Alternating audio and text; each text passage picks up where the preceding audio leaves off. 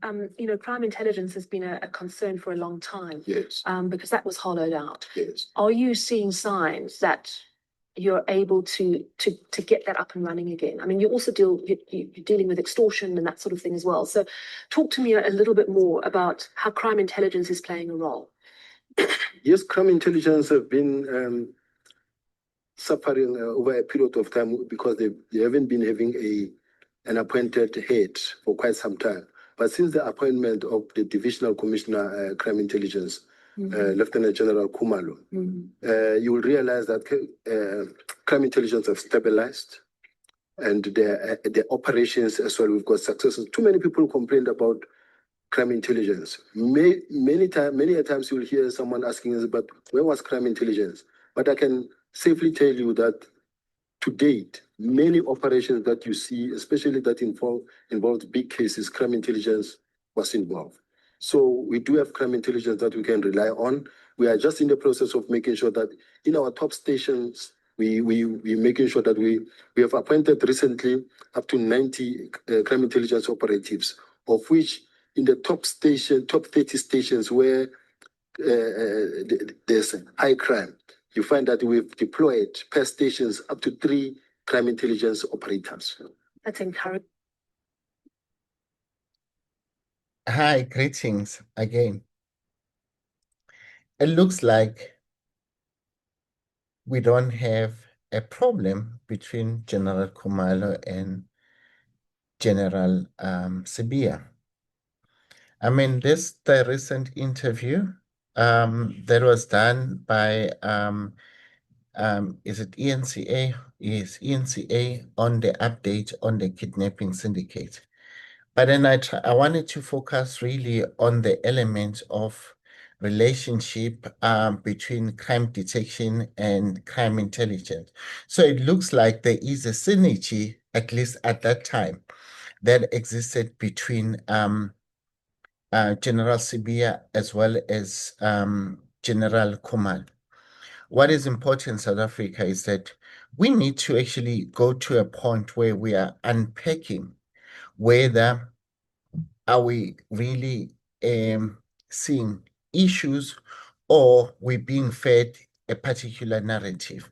So what we're going to do, we're going to go through in detail to unpack how powerful is Sibiya.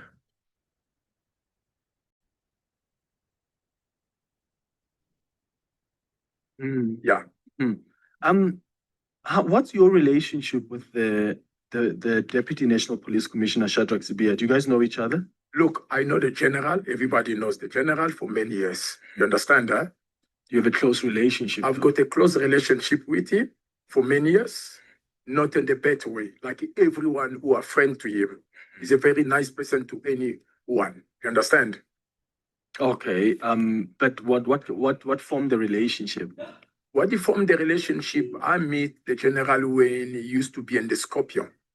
Yeah, that's where we met it before. We never met it in the office. We met it via a close friend. So this is more a friendly relationship? Friendly relationship, okay. Nothing more than that. Okay, nothing. Because I'm asking that because I interviewed, was it Malcolm X on the show? And he spoke about the relationship he has with, who was it? The former Hawks head, Godfrey Lebeya, for instance.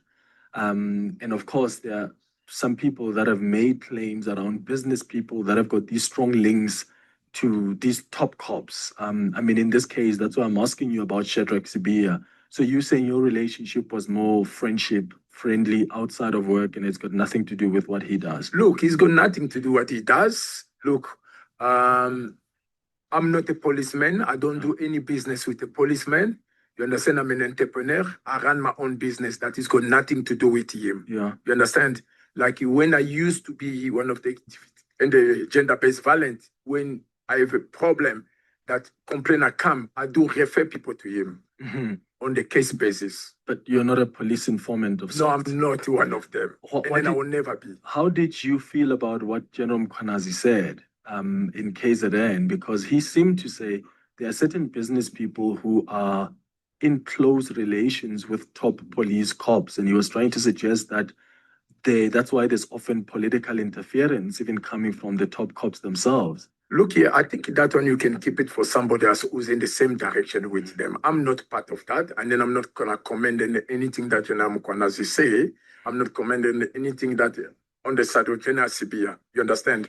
I'm here to respond on the allegation that was against me. Whatever the general put in the public, I've got nothing to do with that. Another thing that the Bogoto Benjani put out.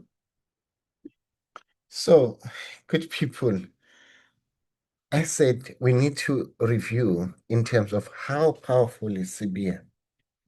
Now, we know that I've covered that post 2010 up until 2015, the media was saying all the positive things. I will take you back against General CBN. That's the question I still maintain. How powerful is the General CBN? Now, I'm picking up a pattern of these interviews from people who claim that Sibia's associate. Now, I'm not disputing that, but I'm actually questioning the timing of all of these interviews that are being interviewed by mainstream media. Let me tell you something. Mainstream media, we picked up a father somewhere in KwaNongoma who said, I'm hearing my name. That is Absalom Zungu. He says, I'm hearing my name being used in a prominent case. But I can tell you what, mostly mainstream media have missed Absalom Zungu. They didn't care about the story of Absalom Zungu. They didn't care about the story of kids that could be framed and be sent in jail for the longest time for something that they did not do. They've been missed on that. Now, I need you guys, as when we're analyzing this part, to pay attention to that search. Now, he comes there to authenticate his relationship with General Sibia. I can tell you what, back in 2019, there was an article or an investigation that was done by City of Johannesburg. I did not see a mainstream media interviewing Serge, but that journalist went and covered a lot of details about jobs for PALS, which they were actually making allegations against General Spear while he's still working at the City of Johannesburg. And then also, strange enough, the very same narrative that Paul O'Sullivan said about Louis Vuitton bag, also General Sibia gets to be painted for that on those allegations in 2019. And then now in the Madlanga Convention, we see a City of Johannesburg raising up issues and saying that no, Spear still faced these matters.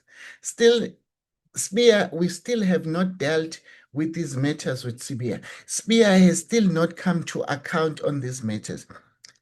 Honestly, South Africa, why City of Johannesburg did not open a criminal case?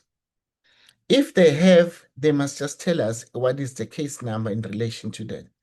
But for me, I'm trying to analyze these things because it appears as if these interviews by people like Serge, they're trying to authenticate all the allegations that were there, but they never commented on it.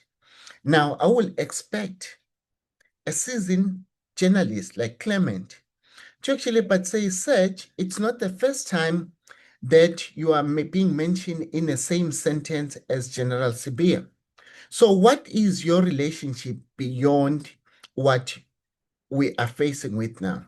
Let me take you now to that article that I'm talking about. Here's this article. The article is from Sowetan Live. It's dated the 16th of January 2019. Headlines on it: corruption buster Shadrack Sibia fingered in a job for PAL scandals. So guys, you can go on and read this article yourself, but it makes reference of his current of the of the position he holds within the City of Johannesburg. They say the head of City of Johannesburg Anti-Corruption Unit, General Sibiya, has allegedly accepted iPhone, VIP tickets, and Louis Vuitton bags for Jobs for Pearl scandals. I mean, can you imagine? This is something that the same thing was a similar accusation that was labeled by Paul O'Sullivan to General Mosemola as well as General Mkhwanazi. They say that these allegations faces when a senior member in Spears unit is facing suspension of allegedly soliciting bribes from a lawyer in exchange for giving her a job in one of the city entities. Now, you see, the headline is about General Sibiya, but then now it says a member in his unit. Now, there's the advocate Nombulelo, a unit director of illegal and prosecution, has until today to explain to the city why she should not be suspended following allegation that she solicited money from a businessman, Serge Gabon, in return for giving his then live-in girlfriend a job. Who is that girlfriend of Serge that was given a job in 2019? Now, do you see what is happening? The headline is saying General Sibiya. But all in all, when you read it, it talks about something else. This is the same thing that we've picked up when General Mkhwanazi was also mentioning that some headline medias, they will have a headline information about his name, but when you read through, if you're not subscribed, then you're not going to learn about the story. Now, it says the lawyer of Zamisa Dangwan, who was allegedly irregular, oh, that's Zamisa Dangwan, who was allegedly irregular appointed to become part of Johannesburg Property Company Group, JPC legal team, has claimed that Sibiya facilitated her appointed, including taking her CV from Serge. How Sibiya refuted claim yesterday, he only knew Serge as he previously interacted with in an investigation conducted while he was still the head of Hawks. Now, do you see now what is currently happening? He further said the allegation that he received favored gift from Serge Gabon not only the wholly malicious, unfounded, but he denies his involvement. Now, I just said to you that when you listen to this, when you read now the allegation now, people have already gone all out there and say, Sibiya is friend with Serge because Serge said so. But then now I'm taking you on the article now. You can go and read on this article yourself. I am not Sibiya's friend, guys. I am not his spokesperson, but as YouTubers, as people who are providing alternative news or alternative analysis, we definitely need to be analytic. We need to see right through what could be happening.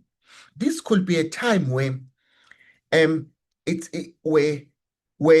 where a concept of a perfect storm that I've actually explained in the previous recording, where everything is closing down against the General Sibiya. Even media, they will grab anybody that will say something so that it will tarnish or it will try to authenticate something that is known that will be associated with the General Sibiya. Now, this is very important, good people, because we should not be in a position as South Africans that we take everything that is being said by a person who's in a position of influence. Mainstream media, they know that we all go and look at their news because they've got the machinery to spread the news across. But then when I listen to Serge's interview with Clement, And then I'm thinking back, I'm saying, but wait a minute. City of Johannesburg has been my interest for my other businesses. But I remember seeing something. But I know for a fact that General Sibiya said something different to that.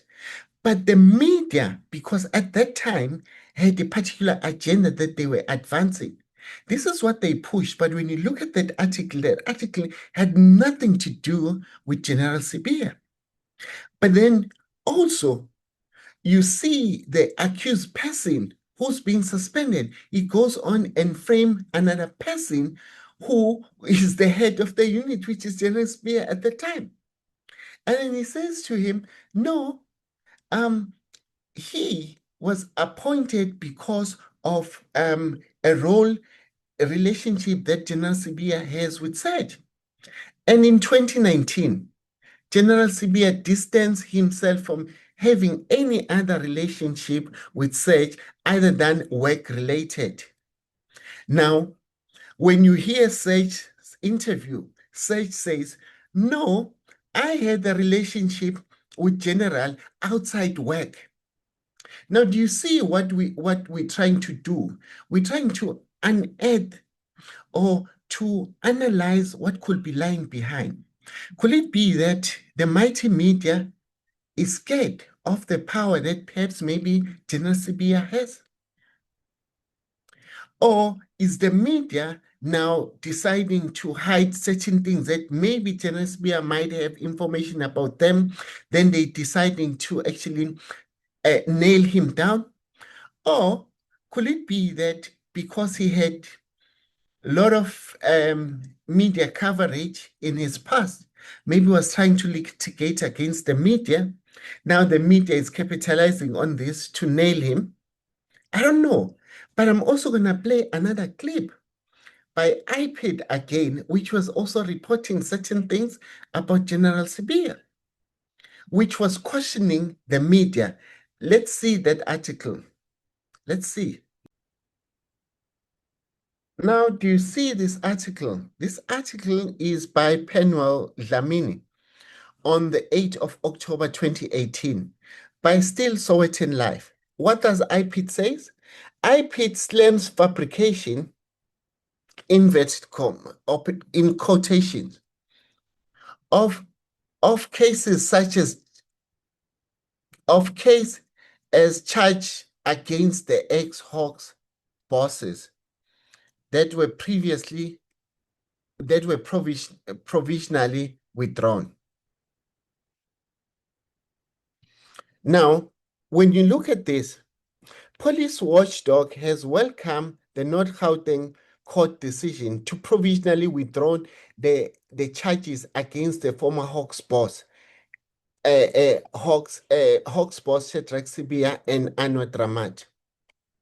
The Independent Investigative Directorate spokesperson Moses Dlamini said they warned the prosecutors that there was no case against former head of Hawks in Gauteng, Sibiya, and former Hawks head Dramat. Now, the withdrawal today confirms that iPad recommended in 2015 that there was no evidence against General Sibiya and Dramat. It also confirmed that the case was a total fabrication from the crime intelligence, especially under General Ntlhameza, well known and a former minister. They were the one who were behind this. Also, scratches and indictment against NPA, who should prosecute without fear or favor. In the case where there is no evidence, they continue to prosecute, said Dlamini. Now, what I need us to remember is that the prosecutor that was prosecuting this case, it's a Zimbabwe rendition case. This is the case that was being prosecuted by Advocate George Baloyi, whom later on won the case against accused number 3, which is Colonel Cowboy. but then between Dramat as well as Sibia, charges against them were withdrawn. People, as News for Sure, we're trying to be very analytic. We're trying to analyze the news or the information that is being given either for against any person in South Africa so that we can be in a position where we look at all the information that is available and then we make our own informed judgment. Whether during this call, you can still make up a judgment and say, General Sibia is corrupt. It's your own opinion. If you say General Dramat is corrupt, it's your own opinion. If you say, oh, General Sibia is being framed, is such a good guy, it's your own opinion. But my role, I want to try and remain in a center where I'll analyze things regardless of my previous video. If my previous video, I said something negative against the person, it doesn't stop me today from saying that, you know what, this particular narrative of Serge and all the people that are painting out may not be a true reflection of what at least we know from General himself about his relationship with these people that is associated with. Now, good people, let us enjoy listening the news, let us buy popcorns, and then let's see how is this going to unfold, because Madlanga Commission is still continuing. We're still remembering what General Mkhwanazi said. We're still remembering what National Commissioner has also mentioned. We're still aware of the court cases that have went against General Sibia, which is then quite strange because now we're seeing him in a state of losing from the court system. That makes us familiar to a point where now, up until now, former President Zuma has not won any case in court recently, he's been losing. But when you go around 2005 up until it becomes a president, President Zuma has almost won all of the cases that he was facing, or some of them were being withdrawn. If I look at the two things in contrast, can I then say that the judiciary does tend to play in a gallery? It's the question that we need to ask ourselves, because up until the first case that Sibia lost against Patricia, I have not had any recollection where Sibia has lost a case since then. So the only first time that Sibia lost a case in court was the case that he laid against Patricia. Fellow people, here at News for Sure, we'll always try to touch the nerve. We are always going to try to analyze things, to put the facts bare open. And if it means that all the journalists who have previously written things and they've made a U-turn now, we are happy to hang them in a wall of shame. I thank you. See you on the next recording.